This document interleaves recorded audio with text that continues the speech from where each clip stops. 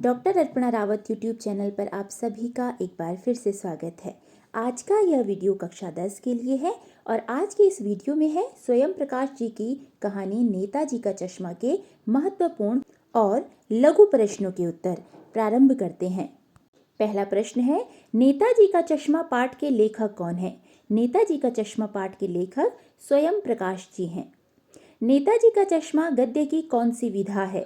नेताजी का चश्मा गद्य की कहानी विधा है।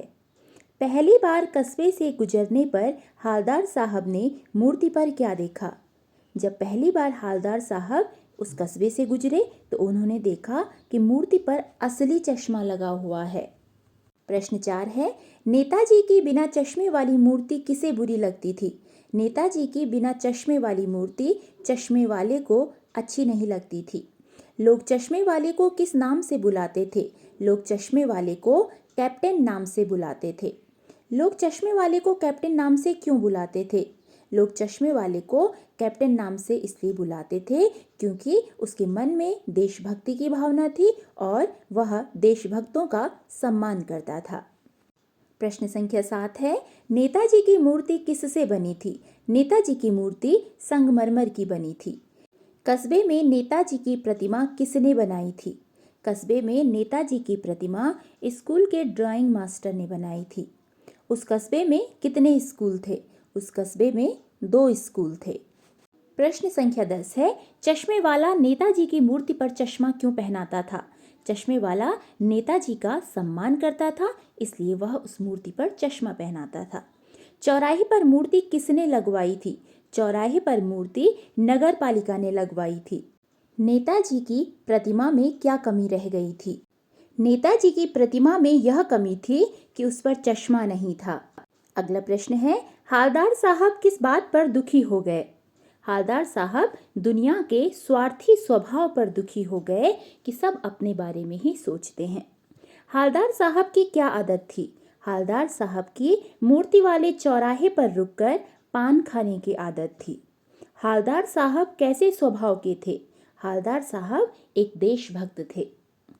अगला प्रश्न है, लोग कैप्टन कहकर किसे बुलाते थे? लोग चश्मे वाले को कैप्टन कहकर बुलाते थे।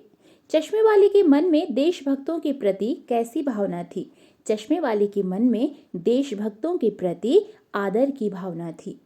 चश्मे वाले को पागल किसने कहा? चश्मे वाले को पागल पान वाले ने कहा। अगला प्रश्न है, हालदार साहब को पान वाले द्वारा किसका मजाक उड़ाना अच्छा नहीं लगा? हालदार साहब को पान वाले द्वारा चश्मे वाले का मजाक उड़ाना अच्छा नहीं लगा। चौराहे पर सारी दुकानें बंद क्यों थी? कैप्टन की मृत्यु हो गई थी, इसलिए चौराहे पर सभी दुकानें बंद थी। हालदार साहब कस्बे में क्यों रुकते थे? हालदार साहब कस्बे में पान खाने के लिए रुकते थे। अगला प्रश्न है, हालदार साहब मायूस क्यों हो गए थे? मूर्ति पर चश्मा न देखकर हालदार साहब मायूस हो गए थे। हालदार साहब ने चीखकर जीप रोकने का आदेश क्यों दिया? हालदार साहब जब भी कस्बे से गुजरते थे तो वे सुभाष चंद्र बोस की वह मूर्ति देखते थे जिस पर चश्मा बदलता रहता था। कैप्टन की मृत्यु के बाद उस मूर्ति पर चश्मा लगाने वाला कोई नहीं था, इसलिए हालदार साहब ने अपने ड्राइवर से कहा था कि वे कस्बे में नहीं रुकेंगे, परंतु अचानक से मूर्ति पर सरकंडे का चश्मा देखकर उन्होंने अपने ड्राइवर को आदेश दिया कि वह जीप रोके। नेताजी की मूर्ति कितनी ऊंची थी? नेताजी की मूर्ति 2 फुट ऊंची थी। अगला प्रश्न है, बस्ट से क्या तात्पर्य है? कंधे से सिर तक की मूर्ति को बस्ट कहा जाता है। कस्बे में किसका कारखाना था? कस्बे में सीमेंट बनाने का कारखाना था। कस्बे में कुछ न कुछ काम क्यों होता था? वहाँ नगर पालिका थी, इसलिए कस्बे में कुछ न कुछ काम होता रहता था। अगला प्रश्न है, चश्मे वाले के प्रति पान वाले के मन में कैसी भावना थी? तो उसके लिए उपेक्षा के भाव थे, अर्थात जो पान वाला था वो चश्मे वाले के प्रति उपेक्षा के भाव रखता था। पान वाला कैसा आदमी था? पान वाला काला मोटा खुश मिजाज आदमी था। मूर्ति बनाकर पटक देने का क्या भाव है? मूर्ति बनाकर पटक देने का अर्थ है मूर्ति तय समय पर बना देना। अगला प्रश्न है, हालदार साहब अब भी नहीं समझ पाए, वाक्य में निपात छांटिए। तो इस वाक्य में निपात है भी। पाठ में गिराक शब्द का क्या अर्थ है?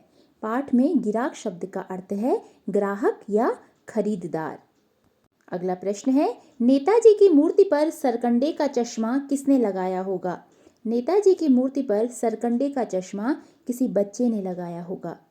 नेताजी की मूर्ति पर सरकंडे के चश्मे को देखकर क्या उम्मीद जगती है?